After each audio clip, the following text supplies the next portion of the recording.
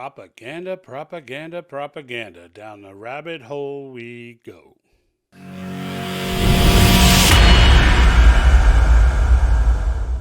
Okay, so it seems with this Ukrainian war and things going on the ground there, and all of this massive amounts of footage and photos and everything else coming out, it seems it's almost exclusively BS. Now, in the past, mind you, I got caught out there, as did many others. The fact of the matter is, beyond the pale of the normal yellow journalism that we're used to from our news networks, they aren't vetting anything these days. Now, that's not uncommon, okay? I've commented in the past about how, these are professional news organizations, and a lot of times they'll just go by a tweet and assume that that's reality. But in the case of a war, yeah, I'm sorry. I got caught. I got caught. And it wasn't a huge it wasn't a huge mistake, but it was big enough. I went in and commented. If you're not sure what I'm talking about, I commented on this video of what I called a Russian tank, and I called it that because there were literally 300 pieces written, done, videos, etc. Calling this a Russian tank. Now, not being an expert in this myself, when I opined on it, I did run under the assumption that it was a Russian tank. Now, it so turns out that it was likely a Ukrainian tank. But even with the information that I gathered from people in criticizing the first video, and I went back and tried to validate and make that right, all it did was open up a whole litany of other questions that I had. I dropped a second video on that because even the stuff that they're saying was the right information to invalidate the wrong information. Even that information doesn't make sense. So if anyone out there knows the full scoop on this without just telling me what people read from articles, please let me know, and watch that second video so you could answer the questions that I put in there specifically. Because there are a lot of things with the Z on the tank. A lot of that stuff doesn't make any sense when you look at it practically. And I'd like to know, get some answers to those questions. But nonetheless, I think this is a lesson for everybody. In particular, I don't know that mainstream news will learn the lesson here, but I think that it is a lesson for everyone else. Now, there are a lot of these things that have come up, and I want to take you to Kim Iverson on the Rising. And Rising is a show, you can find it online on Hill TV, and they have a YouTube channel, The Hill. And I'll leave a link to this video below so you can watch the rest of it. I'm not going to show the whole video here, but I did want to just give you an idea of some of the garbage that's going on out there and some of how crazy this is getting. Like, again, we all knew that there's propaganda out there. We all know no one really trusts the media, but some of this stuff is going next level. Some of it is just you got caught out there. Other stuff is next level. So let's take a look. No doubt, emotions are running very high in the war between Russia and Ukraine. People are upset, in shock, and disbelief. But one thing that isn't helping at all is the unbelievable amount of fake images and videos being spread, not only on social media, but also by legitimate news outlets. I even made the mistake myself here on Rising on Friday when I stated I was impressed with Zelensky getting into full military gear to fight on the front lines. Turns out that was an image from last April. I fell for it. I apologize. Unfortunately, I'm not alone in falling for it. Bild, a political news outlet in Germany, shared a video of what looked to be a horrific bombing by the Russians in Kiev during one of their broadcasts. But it turns out the footage was from a 2015 chemical explosion in Tianjin, China. Newsmax used a photo of a crying older woman standing in front of her devastated home with the caption, "The current devastation in Ukraine." But the photo was from 2015. An Italian news broadcast used footage from the video game War Thunder when Okay, so that's the one. All right, this is the one that I think is just over the friggin' top. All right, so this Italian news agency, what you're looking at on the screen right there is a video game. So this is not, some of the other situations, right? Like you get raw footage that comes in from, let's say a source or someone else. Maybe they got it from someone else. And meanwhile, the originator of that source is BSing the whole thing and giving you a different video than the one he's telling you, and you get caught out there. that's it for a major news organization. That's embarrassing. It's embarrassing even if I did that. But in the end, I get it. Like that can happen. You come back, you make another, you do another shoot and explain what went wrong and what the problem was. Newsmax, I think, had a photo that they were using that they thought depicted a certain thing, and the photo didn't depict that, or it was a different time in that. Those things are embarrassing, but they happen. This here. So now there's no way they didn't know that this was video game footage. I mean, unless someone was crafty enough to put it together and send it to them and say, here's, but I think this is opening up a new challenge with the fact that there are all these phones and camera devices on the battlefield and accessible to everyone, is that really you can't take any footage from the battlefield seriously anymore. I mean, that's what it's come down to. You can't take really anything that you're seeing on the ground as legitimate. And that's sad because, the people on the ground would definitely, I'm sure there's a ton of legitimate stuff out there that these people are putting up as well. And now no one's going to believe anything. I won't. I mean, I won't believe anything that comes out of that Ukraine situation. And really, I mean, generally speaking, I don't believe anything anyway. But in war situations, I don't know. I don't know why I let my guard down for that. I don't know, but I did. So, I want to make clear of what I did, but I also wanted to bring light to some of this other stuff so that other people don't go down the same rabbit hole that I did, or that Kim did, or that Newsmax and everybody else did. CNN, there was some stuff out there. It's crazy the amount of false stuff that's flying around right now. But this one here was just talking about the war in Ukraine. No doubt viewers seeing a rain of missiles were horrified. So I want to go through some of the most egregious examples of the fake news circulating around. But all right, so I don't want to go too deep into what she's saying there. Because I'll let you go and watch it, the rest of the show from her. I just wanted to show you those points that came up, because those particular stories were ones that I was hearing around as well. Not the game one, that's new, but I'm sure it was flying around the channels somewhere. Someone was sharing the hell out of it. Everybody calling him a conspiracy theorist and whatnot. But I'm going to put out a different video, just giving my opinion on what I think the situation in Ukraine is. I will give you a bit of a teaser in saying I don't think Vladimir Putin is this psychopathic maniac that everyone else thinks he is. I never did think that about him, although I do think he's a bad player. I almost side with him on this one, and I'm going to put that out in a future video. When I say side with him, I think he has a case.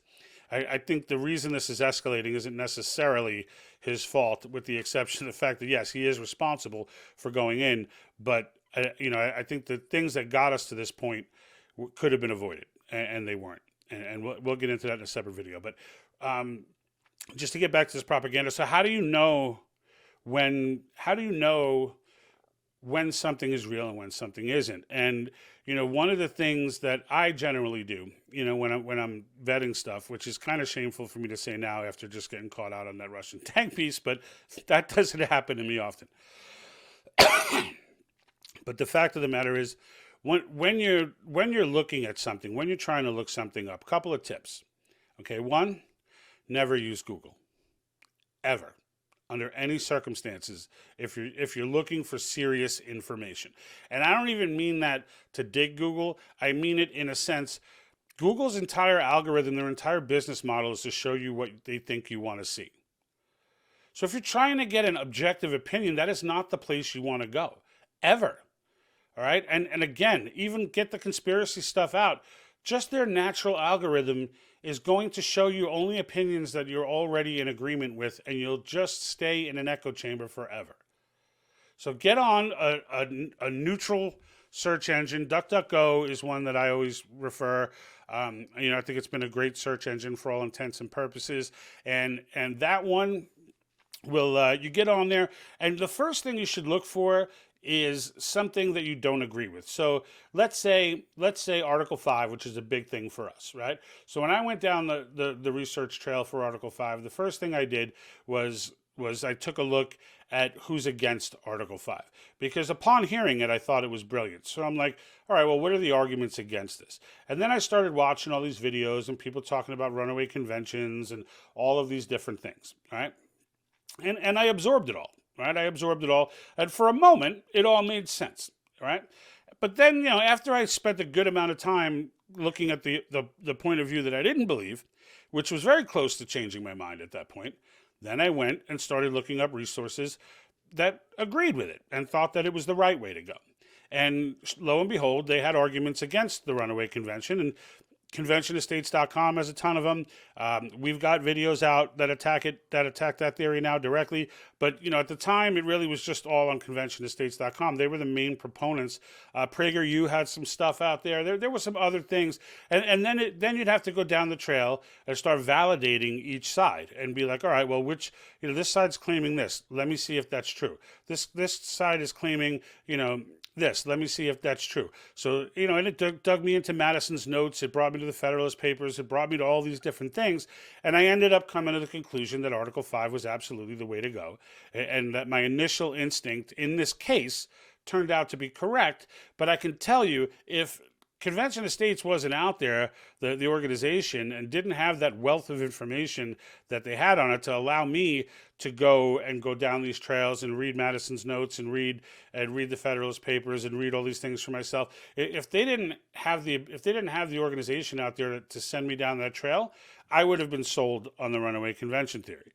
Okay, so that's just an example. All right, but always start. Number one, start with a good search engine. Number two, start with the opposing point of view. Do a search as if you totally believe the opposite of what you believe, because when you search for things you believe, you're going to just cement yourself and dig in your heels. All right, you don't want to start the conversation with yourself essentially by naysaying one side or the other, right? And then the best you could do from there is try and pull as many sources as you can. When you're reading articles, whether it's a leftist article or a right-wing article, whatever, look for those links in there and click those links. Click those links. If you see links in there, you'll be surprised how many times those links go nowhere. And some of the articles and publications that you may have heralded as being great, how bad they really are. Or you'll get a lot of times what I call a circular reference. You click on their article that they use, they give you the blue link over what they're saying as a source. They put a number or something like that. Well, that blue link doesn't go to source data most of the time. It goes to another article. So you click the link in that article and it takes you to another article.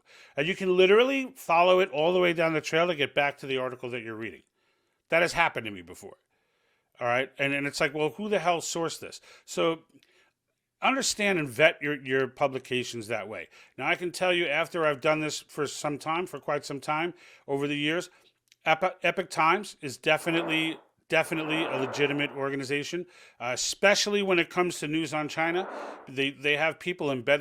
They have people on the ground in China like no other news organization, because they started there. So, but they have time and time again over the years broke stories that everyone called them crazy for, and put out blogs saying that they were crazy, they're alt-right, they're this, that. Only to quietly 6 months, 7 months later, everyone start reporting on what they were saying as if it's breaking news. So, and I can tell you that happens often. Okay, so Epoch Times, absolutely. They were ahead. The Wuhan lab leak, you can look it up on YouTube right now. They put out a video about the Wuhan lab leak literally in April 2020. I mean, they were all over this. Okay, so that's an example, all right? And you can take tips from people like me or people that you trust who have already gone down this path with certain organizations, but make sure that they've gone down that path, okay? Because everyone thinks everyone else's news outlet is fake, right? Everyone thinks that. But in the end, there are certain ones that are legitimate. Andy Ngo, independent journalist, Michael Yon, independent journalist, both very good sources of information. So there are people out there reporting, and Kim Iverson as well. Kim Iverson does a great job over there. I don't know if the organization is The Hill or if it's, but they do a great job over there on Hill TV. So and again, I'll leave the link for that at the bottom. But watch these things. Don't take my word for it, right? Because that's going against everything I'm telling you. Just go and watch these things, and then go and try and validate the stories that you hear. Just go. Just listen to the stories or read the stories, and then go try to validate them. And if there are links in the stories, follow those links. Don't let anybody off the hook. Follow those links. Force these people to be legitimate in their reporting. And after a while, you're going to narrow down the sources that you'll listen to. And even then, you should still double check, right? So you don't get caught out there calling tanks Russian tanks that are really Ukrainian tanks and whatever. Okay. Now, I do want to ask everybody if you can go back and look at that second video if you missed it. I do want people's feedback on the questions that I was asking in that video, because I honestly tried to go back and look at this, disease painted on the tanks and all this and make sense out of it. And I still, in accordance with that video, and I'll explain it in that video, it made no sense to me. The only thing that made sense from that video, if I'm going to believe the Z theory, is that the Ukrainians were all shooting each other and were killing each other in the street, both with the car and with other stuff. Like they were just running around shooting each other. It made no sense. So please look at that and leave in the comments, what you think. If you have any other information that maybe I didn't get, I'm walking away from that story for good now. I don't want any part of it. I'm distancing myself from any of these videos that come out on Ukraine. I was doing that in the past. This one just was so egregious I had to check it out. And of course, that's all it took. So until next time, we got a lot of stuff coming with Article 5 coming up, a lot of action this week, so stay tuned. If you haven't subscribed already, make sure you do. If you have subscribed, thank you very much. We appreciate your support. We are getting close to 1,000 subscribers. I think we're like 730 or 740 right now. So if you haven't subscribed, make sure you do. Facebook, make sure you're following. Until then, next up will be an Article 5 video most likely. If not, I'll be giving that Ukraine commentary coming up soon. All right. Until then, I'm out. And like that,